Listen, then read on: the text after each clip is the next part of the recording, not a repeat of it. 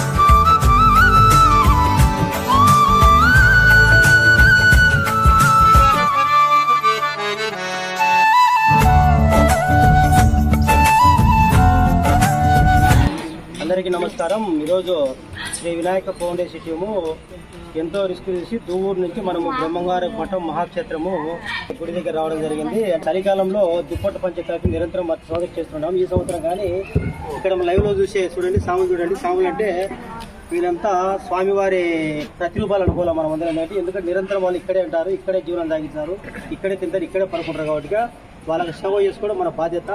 కనీసము ఈ చలికాలం ఎంత తీవ్రత ఉందంటే కనీసం మన బయటికి అడిగిపెట్టే పరిస్థితి అంటే అంత చలి తీవ్రత ఉంది.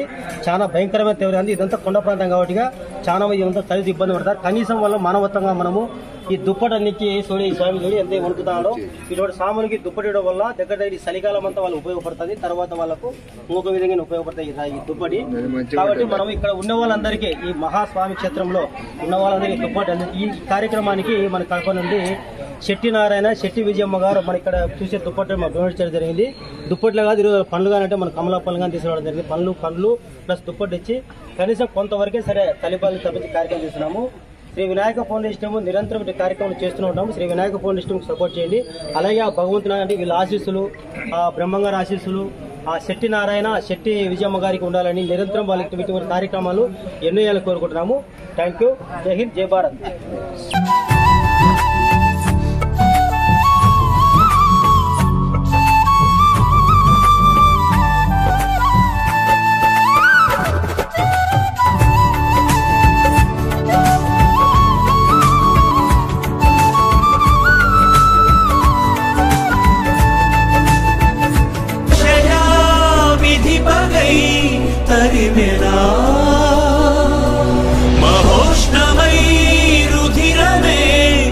వెలిగెనా